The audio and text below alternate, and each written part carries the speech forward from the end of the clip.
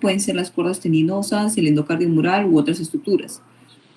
También puede ser de carácter multisistémico y la lesión característica es el signo de infección, es la vegetación, ¿no? Aquí encontramos válvulas cardíacas con vegetaciones, ¿no? Acá vegetaciones endocárdicas. Igual acá, ya esto es en un paciente, si lo ven acá clarito, ¿no? Estas vegetaciones. Estas son endocarditis infecciosas que ya están haciendo con una plastía. La epidemiología tiene una incidencia de 3 a 9 casos por cada 100.000 habitantes en países industrializados. La relación hombre-mujer es más de 2 a 1. Es mayor incidencia en mayores de 65 años y las tasas más altas se ven en los pacientes portadores de válvulas protésicas, ¿no? Dispositivos intracardíacos, cardiopatías congénitas cianóticas no corregidas o una historia previa de endocarditis. Aunque el 50% de los casos de endocarditis infecciosa se da en pacientes sin historia de enfermedad valvular, ¿no? Los pacientes llegan con un cuadro de falla cardíaca, llegan con un cuadro de fiebre, ¿no? Que es lo que se caracteriza. Factores de riesgo, la válvula protésica, ¿no? Un antecedente, dispositivos intracardíacos, cardiopatías cianóticas no corregidas, endocarditis previas, ¿no? Cardiopatías reumáticas, valvulopatías degenerativas relacionadas con la edad, pacientes en hemodiálisis, enfermedades coexistentes que están los pacientes inmunodeprimidos como la diabetes, el VIH, el uso de drogas.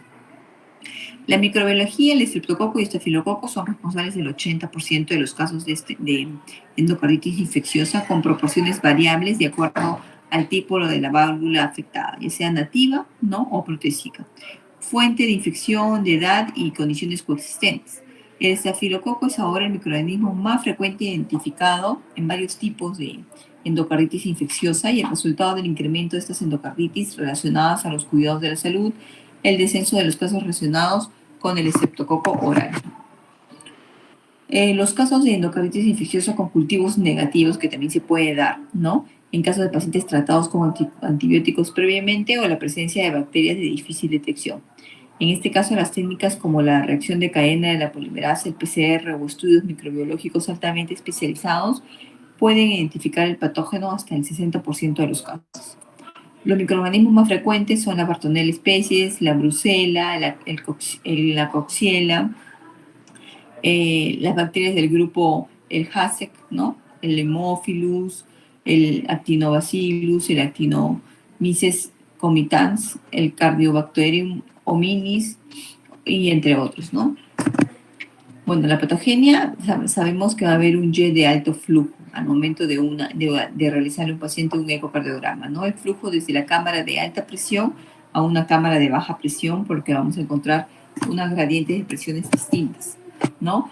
Va a haber un problema en el velo valvular, lo cual va a progresar nuevamente a una lesión endotelial, va a haber una agregación de plaquetas, aumento de la fibrina, empieza la bacteriemia, se empieza a colonizar y estamos con una endocarditis infecciosa, la vegetación, ¿no? El mecanismo descrito de esta endocarditis infecciosa subaguda, el 50-60% de los casos no requieren un daño cardíaco persistente, ¿ya? Y los microorganismos altamente virulentos son responsables de la endocarditis infecciosa aguda, que son capaces de colonizar válvulas cardíacas como el Staphylococcus aureus. Es muy importante la clasificación en aguda, subaguda y crónica, ¿no? Según las semanas. Menos de 2 semanas, aguda, subaguda entre 5 semanas y crónica más de 3 meses. Cuando estamos hablando del agente causal, la válvula nativa versus una válvula protésica, tenemos que saber que la válvula protésica temprana o una válvula protésica tardía, ¿no? Temprana cuando es menos de 12 meses y tardía más de 12 meses. También tenemos que ver si es en el lado derecho del corazón versus el lado izquierdo y si el cultivo es positivo o el cultivo es negativo. Los pacientes tienen una mortalidad intrahospitalaria entre el 15 y el 22% y la mortalidad de 5 años es de 40 aproximadamente, ¿no? La mortalidad es menor del 10% en pacientes con lesiones en el lado derecho, como ya pueden ser el estreptococo oral, lesiones de la válvula nativa del lado izquierdo. La mortalidad es más del 40% en pacientes con válvula protésica por estafilococo aureus. Los predictores independientes de mortalidad pueden ser la edad avanzada, infecciones por estafilococo aureus, insuficiencia cardíacas, eventos cerebrovasculares y embólicos o endocarditis relacionadas a los cuidados de salud. El paciente, ¿cómo podemos obtener una presentación? Podemos llegar a ver a un paciente clínicamente, ¿no? La naturaleza es muy diversa. La evolución del perfil epidemiológico de una endocarditis infecciosa hace que siga siendo un reto para el diagnóstico del médico, ¿no? Es totalmente variable dependiendo del microorganismo causal. Ya, como les había dicho, puede haber presencia o ausencia de una cardiopatía persistente, ¿no? La presencia o ausencia de las válvulas protésicas o dispositivos cardíacos y la forma de presentación van a ser distintas. Se puede presentar como una infección aguda de progresión rápida, pero también como una enfermedad subaguda o crónica con febrículas y síntomas no específicos que podían despistar o confundir la evolución inicial. Pacientes pacientes que hayan tenido antecedentes de haber colocado algún dispositivo intracardíaco como un implante de un marcapaso, o también pacientes que hayan tenido prótesis de las válvulas. Hay esos pacientes que lleguen a emergencia con falla cardíaca de un momento a otro o con fiebres altas a pesar del tratamiento. Hay que pensar en una endocarditis infecciosa, ¿no? Hasta un 90% de los pacientes presentan fiebre, muy a menudo con síntomas sistémicos de escalofríos, pérdida de peso, pérdida de apetito. Como les decía, ¿no? Hay pacientes que vienen con soplos cardíacos hasta un 85% porque hay un problema en una válvula, ¿no? Hasta un 25% de los pacientes sufren complicaciones embólicas en el momento del diagnóstico. No obstante, siguen siendo frecuentes los fenómenos vasculares e inmunitarios como las hemorragias en astilla en un 80%, las manchas de Roth, que la vamos a ver ahorita en las siguientes imágenes, hemorragias conjuntivales en 5%, lesiones de Hannaway en 5% y también pacientes con glomerulonefritis, ¿no? Los émbolos cerebrales, pulmonares o esplénicos ocurren en el 30% de los pacientes. En un paciente febril, la sospecha diagnóstica puede reforzarse con signos de laboratorio que indiquen infección, elevación de PCR, velocidad de sedimentación elevada, la tasa de sedimentación globular, leucocitosis, anemia y hasta una hematuria microscópica, ¿no? Estas son las lesiones que hemos estado mencionando que podemos observar en un paciente que el paciente note de un momento a otro acompañado de fiebre, ¿no? Las lesiones de Hannaway, los nódulos de Osler, lesiones vasculares, ¿no? También encontramos lesiones vasculares sea en la región conjuntival, en las manos, en las uñas. Son características de endocarditis infecciosa. Ese es un fondo de ojo también de un paciente con endocarditis infecciosa. Lo más importante para poder diagnosticar, aparte de la clínica, es una ecocardio transtorácica o una ecocardio transesofágica, ¿no? Es la técnica de elección para el diagnóstico de la endocarditis infecciosa y tiene un papel esencial en el manejo y la monitorización de los pacientes para ver si esta vegetación va a ir disminuyendo, ¿no? Lo primordial en este paciente se va a llegar al diagnóstico con una ETT, ¿no? Con una transtorácica, pero posteriormente hay que hacer el seguimiento con una transesofágica, que es lo más ideal. La ETT tiene que hacerse en caso de la que, bueno, si tenemos un paciente con fiebre, hacemos una ecocardio transtorácica y la ecocardio nos sale negativa, lo más recomendable es hacer una ecocardio transesofágica, ¿no? Cuando hay un alto índice de sospecha de endocarditis infecciosa. Eso sin falla vamos a encontrar en la endocarditis. La ET también debe realizarse en pacientes con ETT positiva para descartar complicaciones locales. Hay 3 hallazgos ecocardiográficos considerables, principales criterios diagnósticos, ¿no? De endocarditis infecciosa. Ver si hay una vegetación, ver si hay un absceso o un pseudoaneurisma o una nueva dehiscencia de la prótesis valvular. Eso es lo que nosotros vamos a ir en busca al hacer una ecocardio transtorácica o una ET, ¿no? Acá está la sensibilidad de la ETT, que la transtorácica para el diagnóstico de las vegetaciones en válvulas nativas y protésicas es del 70% y 50% respectivamente. Y la ET es un 92 a un 96%. O sea, la elección es una ET, pero no se tiene al alcance en muchos centros hospitalarios. La especificidad descrita tanto para la ETT como la ET se encuentra en torno al 90%. La tomografía multicorte puede usarse también para ver abscesos, pseudoaneurismas con precisión diagnóstica similar a la ET y posiblemente superior en cuanto a la información que proporciona sobre el grado y las consecuencias de cualquier extensión perivalvular, incluida la anatomía de un pseudoaneurisma, abscesos y fístulas. La mayor sensibilidad de la resonancia magnética comparada con la tomografía en la detección de lesiones cerebrales es bien conocida y se ha confirmado en los casos de endocarditis, ¿no? Pero la tomografía puede ser más factible y práctica en un paciente crítico y es una alternativa aceptable cuando cuando la resonancia magnética no está disponible. Debido a que la resonancia magnética tiene una mayor sensibilidad que la tomografía, la resonancia aumenta la probabilidad de detectar todas las complicaciones cerebrales de una endocarditis infecciosa, ¿no? La resonancia magnética cerebral sistemática durante la endocarditis infecciosa aguda ha demostrado de forma consistente lesiones frecuentes en un 60-80% de los pacientes. Independientemente de los síntomas neurológicos, la mayoría de las anomalías son lesiones isquémicas en un 50-80% de los pacientes. La resonancia magnética cerebral es anormal en la mayoría de los pacientes con endocarditis infecciosa que tienen síntomas neurológicos, y en pacientes sin síntomas neurológicos la resonancia magnética muestra lesiones cerebrales en al menos la mitad de los pacientes, sobre todo en lesiones isquémicas, ¿no? Ahora esto es lo más importante, que cuando encontramos una endocarditis infecciosa con hemocultivo positivo, ¿qué es lo que hacemos, no? Los hemocultivos positivos siguen siendo la piedra angular del diagnóstico de endocarditis infecciosa y proporcionan bacterias vivas tanto para su identificación como para probar la susceptibilidad a los antibióticos. Se debe tomar por lo menos 3 muestras de sangre a intervalos de 30 minutos cada una de 10 ml de volumen. Hay que incubar en atmósferas aeróbicas y anaeróbicas, ¿ya?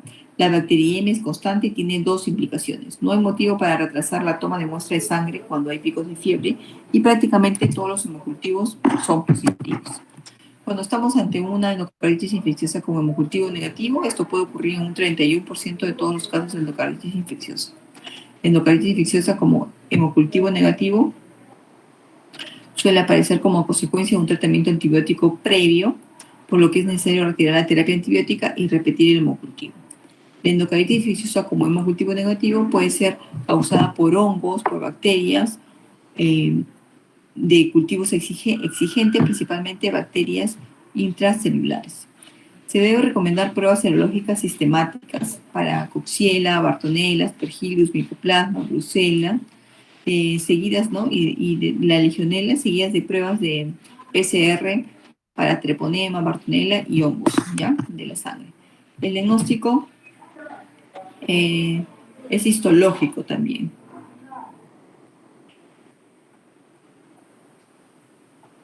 El examen patológico del tejido valvular resecado de los fragmentos embólicos sigue siendo la referencia para el diagnóstico de una endocarditis infecciosa. Todas las muestras vasculares que se extraen durante la extirpación quirúrgica de las válvulas cardíacas tienen que ser almacenadas en un recipiente estéril sin medio de fijación y cultivo. El diagnóstico para la definición de endocarditis infecciosa, según los criterios de Duke, ¿no? Modificados, ¿no? Cuando estamos hablando de una endocarditis infecciosa definitiva, posible o descartable. Para la definitiva tenemos criterios patológicos que son microorganismos demostrados por cultivos o un examen histológico de una vegetación o una vegetación que ha embolizado o un absceso intracardíaco, o lesiones patológicas con vegetaciones o abscesos intracardíacos confirmados por examen histológico que se muestra una endocarditis activa, ¿no? Los criterios clínicos, 2 criterios mayores o un criterio mayor y 3 criterios menores o 5 criterios menores. Cuando es posible, cuando solamente hay un criterio mayor y un criterio menor o 3 criterios menores, y cuando es descartada, cuando el diagnóstico es altamente nulo, ¿no? La resolución de los síntomas de endocarditis infecciosa con tratamiento antibiótico en menos de 4 días, ¿no? En ausencia de evidencia patológica de endocarditis infecciosa en la cirugía o necrosis con el tratamiento antibiótico menor o igual a 4 días, y no se cumplen los criterios de endocarditis infecciosa ya indicados.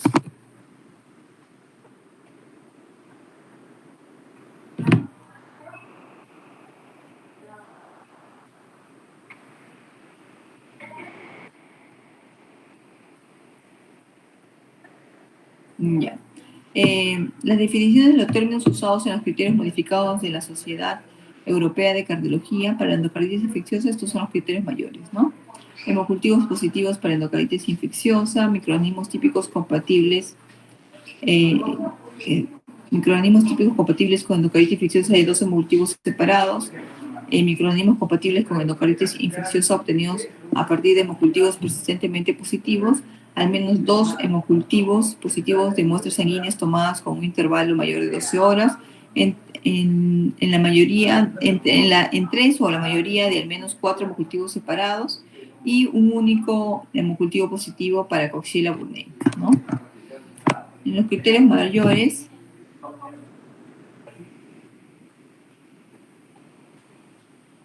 tenemos pruebas de imagen positiva para endocarditis infecciosa, como el ecocardiograma positivo, y habíamos dicho que podíamos encontrar vegetaciones, abscesos, pseudoneurismas, fístulas intracardíacas, perforación valvular o aneurisma, dehiscencia parcial nueva o protésica. La actividad anómala alrededor del lugar de implante de la válvula protésica detectada también es importante, y las lesiones paravalvulares definidas también por tomografía cardíaca. En los criterios menores tenemos predisposiciones como enfermedad cardíaca predisponentes o el uso de drogas por vía parenteral, la fiebre definida como temperatura mayor de 38 grados, fenómenos vasculares incluidos los que se detectan solo por imagen, émbolos arteriales mayores, infartos pulmonares sépticos, aneurisma infeccioso, hemorragia intracraneal, hemorragias conjuntivales, las lesiones de Hannaway. Los fenómenos inmunitarios,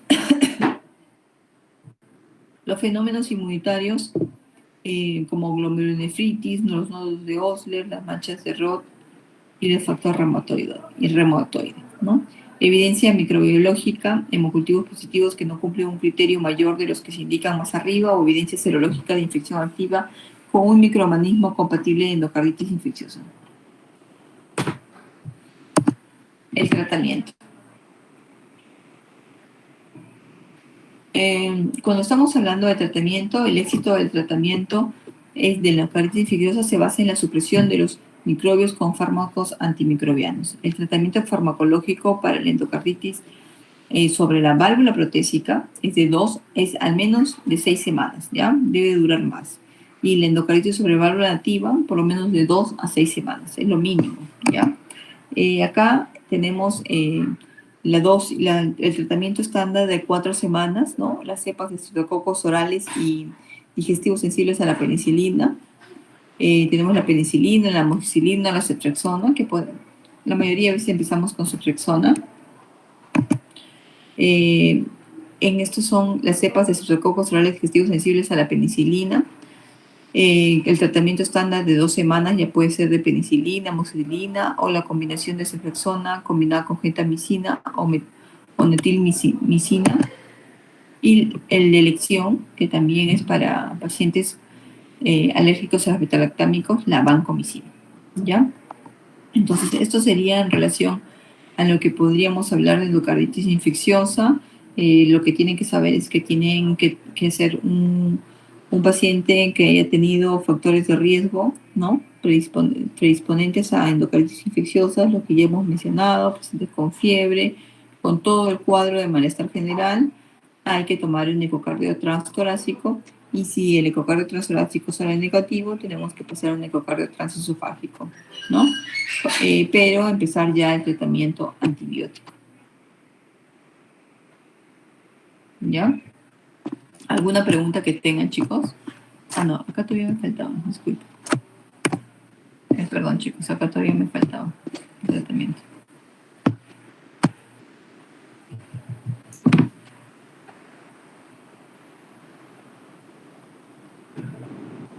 Entonces, en relación al tratamiento estándar, a los pacientes con cepas relativamente resistentes a la penicilina, ¿no?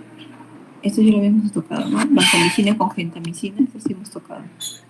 Ya acá están, con las válvulas nativas, ¿no? Podemos empezar con con el tratamiento de mericiclina, ¿no?